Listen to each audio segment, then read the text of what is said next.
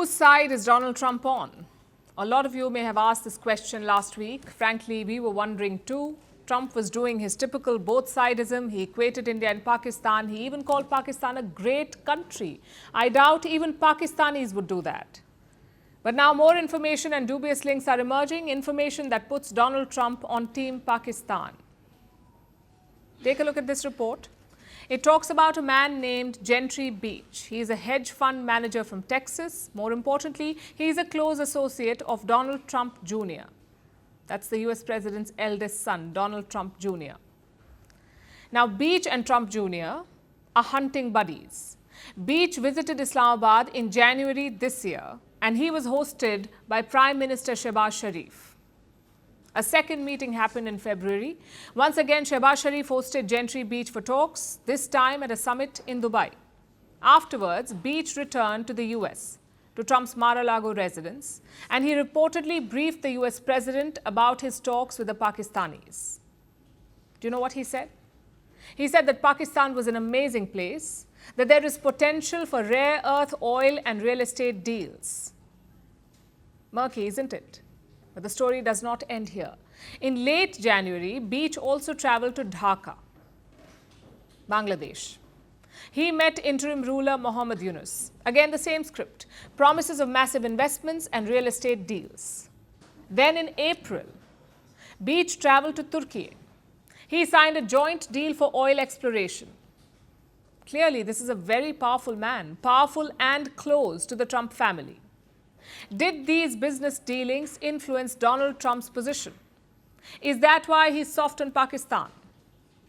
Well, the evidence is mounting. Last week, we told you about a cryptocurrency deal, a deal between the Pakistan government and an American company. Pakistan's government signed an agreement with a crypto company. Guess who owns that company? US President Donald Trump's family. 60% of the firm is owned by Trump's family. And for the record, this deal was signed after the Pahalgam attack, so clearly the Trumps knew what was happening. And yet, they went ahead with the deal. And the ties do not end here. On Friday, Trump appointed new members to a religious advisory board. The US president appointed new members to a religious advisory board. Out of them, two names stand out. The first is Ismail Royer. In the 2000s, this man traveled to Pakistan and trained with the Lashkar-e-Toiba, the terror group.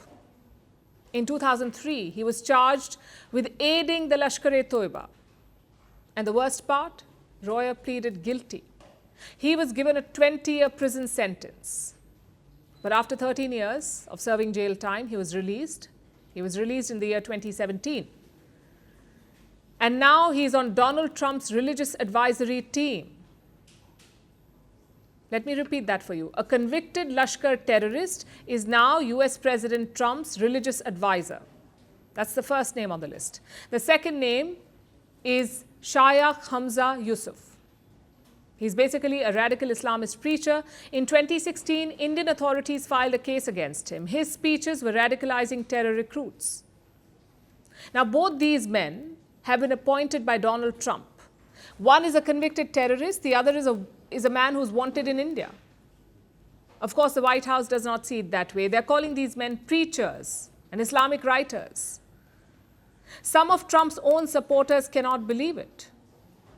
Like right-wing commentator Laura Loomer, she says the White House has elevated a Muslim Brotherhood jihadist. It's hard to argue with that. But the question is, what is Trump's game plan? Why is he doing all of this? Well, money is certainly at stake. Pakistan desperately needs foreign investments, and the US is clearly open to it. In April, Islamabad hosted a minerals forum. The idea was to urge foreign players to invest in Pakistan's natural resources. And among the attendees was an American delegation. Trump has already struck similar deals in Ukraine and Pakistan. In Pakistan, he has the added bonus of containing China's influence. You see, most of Pakistan's minerals are in Balochistan. China has pumped billions of dollars into this province. Yet there is a gap in funding and technology, one that Donald Trump is very much interested in.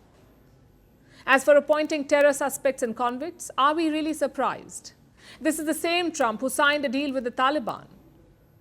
The Trump who met Syria's new president last week, a man who was designated as an Al-Qaeda terrorist only a few months ago. Donald Trump does not care about ideals or terrorism. All he's concerned about is money, both for himself and for the US government. And Pakistan's generals appear to have decoded that. They spent most of the last decade selling national resources to China. They could spend this decade selling it to the US. As far as India is concerned, there are only two options. Offer Trump a better deal or ignore him and go it alone. At Firstpost, we are choosing to hold on to accuracy. That means we won't always be first. We may not get you your breaking alert. But what you will get is what we owe you. And that is the truth. Verified, checked, and cross-checked. We rely on sources and verified ones. After all, that's what separates a journalist from a loudspeaker. But sometimes even we miss a beat. And when we do, we will tell you. Like yesterday, we ran visuals from a registered news agency. That visual turned out to be fake. So we are taking accountability. And from now on, we will cite the source of every visual. Every picture, every video that you see on Firstpost will have a source mentioned. That is our commitment to you. We will wait, we will verify, we will ask again, and only then will we tell you. No noise, no panic, just the facts. Because right now, that is what the country needs most.